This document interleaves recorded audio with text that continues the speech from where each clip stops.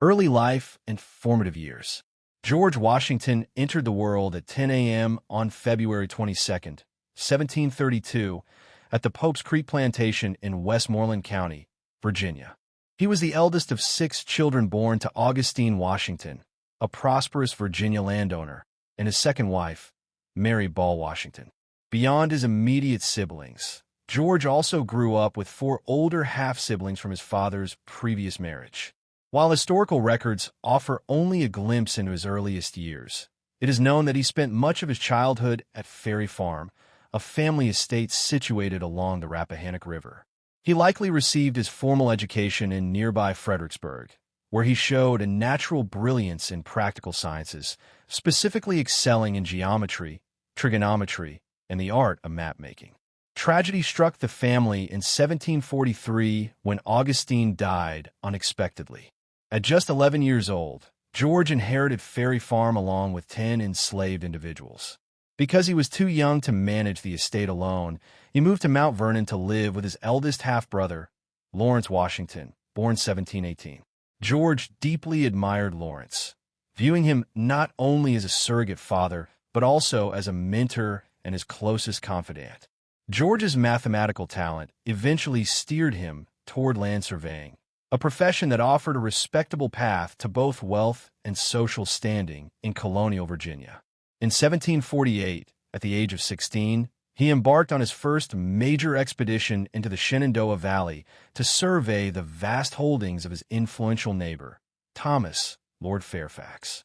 By the following year, George had secured his surveyor's license and, with the backing of the Fairfax family, was appointed the official surveyor for Culpeper County. Over the next 3 years, he conducted approximately 200 expeditions, mapping out a staggering 60,000 acres along the rugged Virginia frontier. However, just as his career was ascending, Lawrence's health began to fail due to tuberculosis. In a desperate search for a cure, George accompanied his brother to the Caribbean island of Barbados in November 1751, hoping the tropical climate would facilitate a recovery. During this brief stay, George contracted a severe case of smallpox. While he eventually recovered, gaining a lifelong immunity that would later prove crucial during the Revolution, Lawrence was not so fortunate. He passed away shortly after returning to Virginia in 1752. Following Lawrence's death, George began leasing Mount Vernon from his brother's widow, eventually becoming the legal owner after her passing in 1761. ###, the crucible of the French and Indian War. By 1753, Washington had reached the age of maturity and was eager to distinguish himself. His opportunity arrived when the French began constructing a line of forts at the forks of the Ohio River, fertile land claimed by the Virginia colony. In November, Washington was dispatched as an envoy to deliver a stern ultimatum. The French must vacate the Ohio country immediately. On this treacherous journey westward, he was joined by Christopher Gist, a seasoned frontiersman, and Tanaharisan, a Mingo chieftain known to the British as the Half-King.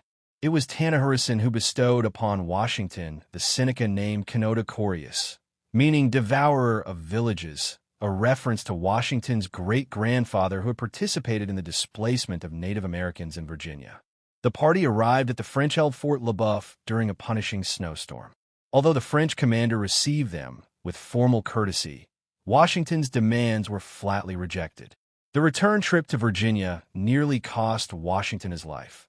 While attempting to cross the ice-clogged Allegheny River on a makeshift raft, he fell into the frigid waters and likely would have drowned if Gist had not pulled him to safety. In April 1754, Washington was commissioned as a lieutenant colonel in the newly established Virginia Regiment.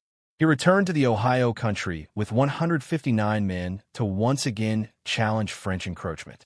While camped at a clearing known as Great Meadows, Washington was alerted by Tanaharisan scouts to a nearby French detachment.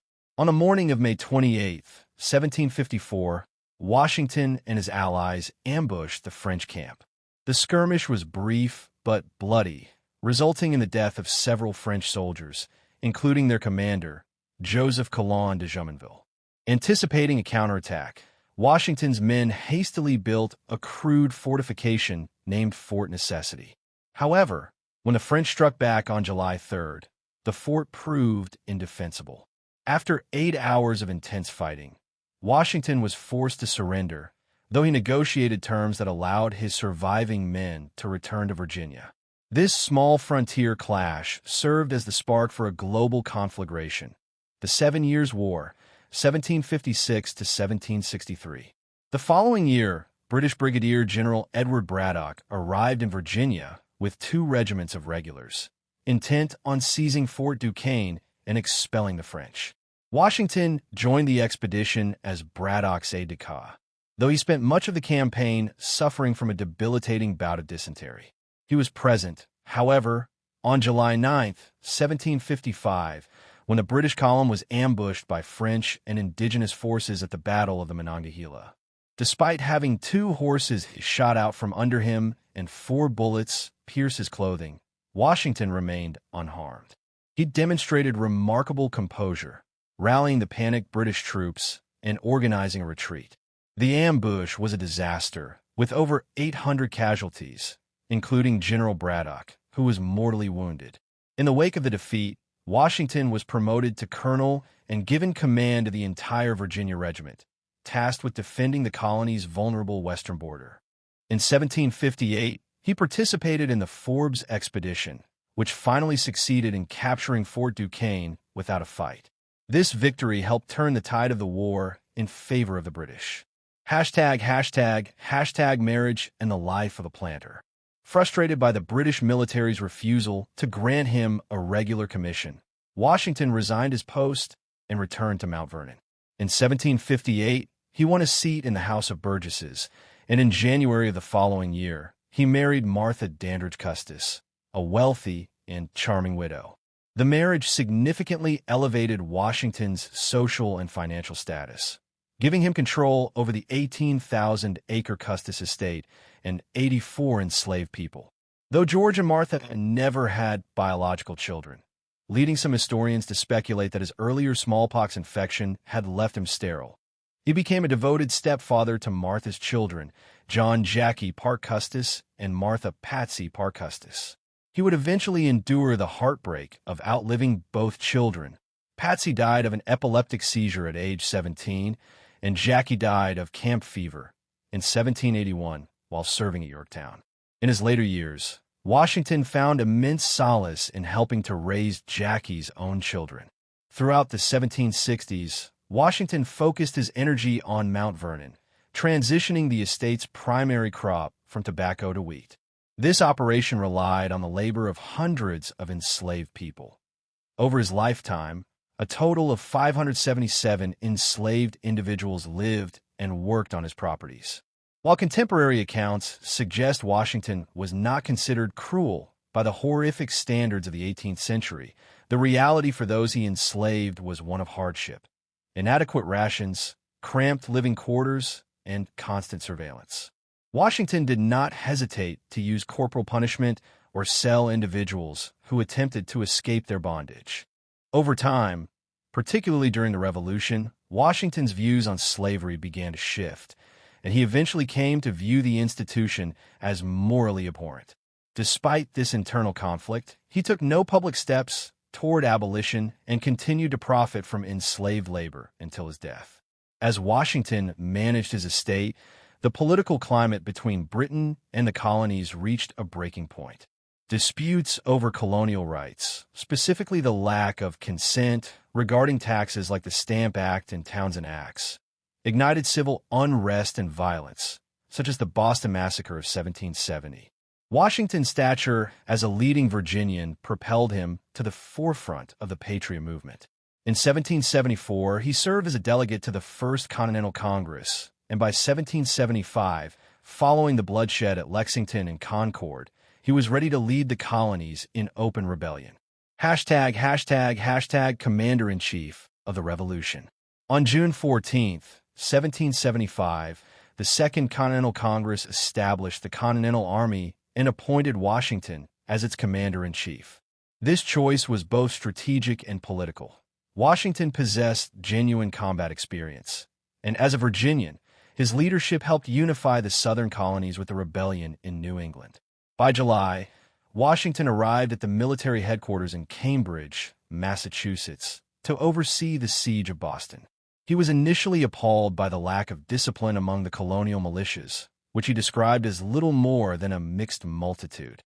He immediately began implementing rigorous training and strict military protocols.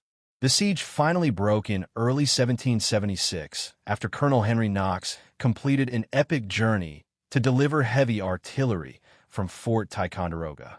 Washington positioned these cannons on Dorchester Heights, threatening the British fleet in the harbor. On March 17th, the British evacuated Boston by sea, marking a major early victory for the Americans. Washington then moved his forces to New York City, correctly identifying it as the next British target. In July, while preparing the city's defenses, he received the official Declaration of Independence. On July 9th, he had the document read aloud to his troops, who greeted the news with thunderous cheers. However, the euphoria was short-lived. A massive British force of 32,000 men landed on Staten Island and struck at the Battle of Long Island on August 27, 1776. The Americans suffered over 2,000 casualties and were nearly trapped. Only a daring, secret evacuation across the East River during a foggy night saved the army from total destruction. Washington was forced to abandon New York City, which remained under British occupation for the rest of the war. The following months were a period of desperate retreat through New Jersey. By mid-December, Washington's army had dwindled to fewer than 3,000 men. Many believed the revolution was over. Realizing that a bold stroke was necessary to save the cause, Washington led his troops across the ice-filled Delaware River on Christmas night, 1776. The subsequent surprise victory over a Hessian garrison at Trenton, followed by another win at Princeton, breathed new life into the American Rebellion. Washington eventually adopted what became known as the Fabian strategy, avoiding large-scale, decisive battles that risked his entire army, and instead focusing on wearing down the British through harassment and attrition. The year 1777 brought further challenges. Washington lost the battles of Brandywine and Germantown, failing to prevent the British from capturing the American capital of Philadelphia. In December, he led his weary men to winter quarters at Valley Forge. It was a time of immense suffering due to cold and hunger, but also a period of transformation.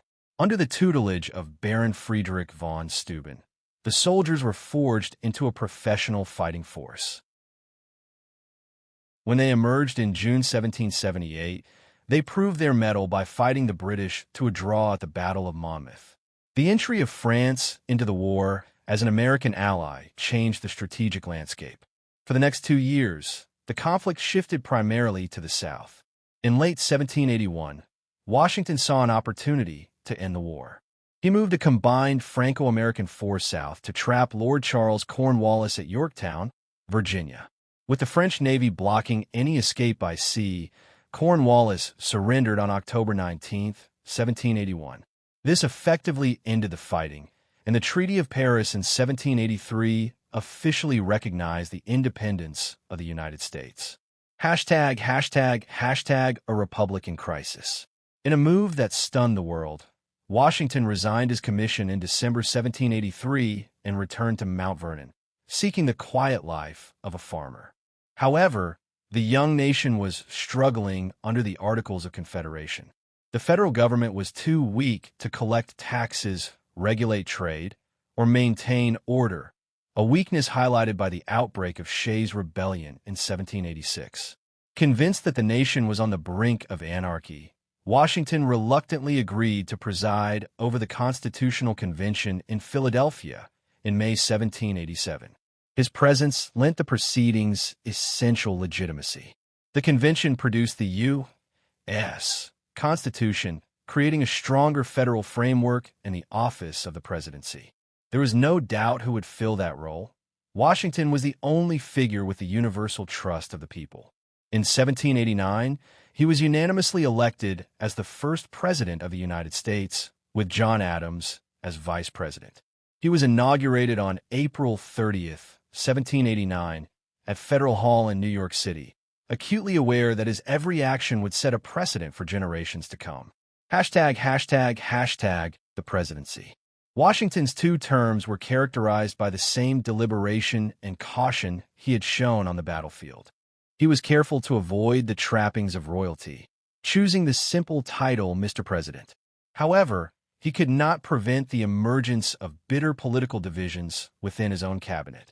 Treasury Secretary Alexander Hamilton advocated for a strong central government and a national bank, while Secretary of State Thomas Jefferson championed states' rights and an agrarian economy. Their clashing visions led to the Compromise of 1790, which secured Hamilton's financial plan in exchange for placing the permanent capital on the Potomac River. In 1794, Washington faced a direct challenge to federal authority during the Whiskey Rebellion, when Pennsylvania farmers revolted against the liquor tax. Washington personally led a 13,000-man militia to suppress the uprising, demonstrating that the new government had the will and the means to enforce its laws. Simultaneously, his administration oversaw the Northwest Indian War. Following a decisive victory by General Mad Anthony Wayne at the Battle of Fallen Timbers in 1794, the Treaty of Greenville forced Native American nations to cede vast territories in the Ohio Country. Foreign policy also dominated his second term. As the French Revolution spiraled into a wider European war, Washington remained steadfast in his policy of neutrality, despite intense pressure from Jefferson's supporters to aid France.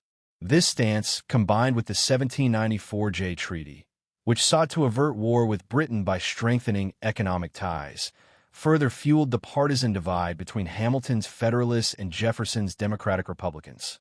Hashtag retirement and legacy. In 1796, Washington made the monumental decision to step down after 2 terms, establishing a voluntary limit on executive power that lasted until the mid-20th century. In his farewell address, he offered a prophetic warning about the baneful effects of political parties and cautioned against permanent foreign alliances. He retired to Mount Vernon in March 1797, finally hoping to enjoy the vine and fig tree of his own estate. However, his retirement was short-lived. On December 12, 1799, after spending several hours on horseback in a freezing rain to inspect his farms, he developed a severe sore throat. His condition rapidly deteriorated into what was likely acute epiglottitis. Despite, or perhaps because of, the efforts of his doctors, who subjected him to 4 rounds of heavy bloodletting, Washington grew weaker. He passed away at 10 p.m. on December 14, 1799, at the age of 67.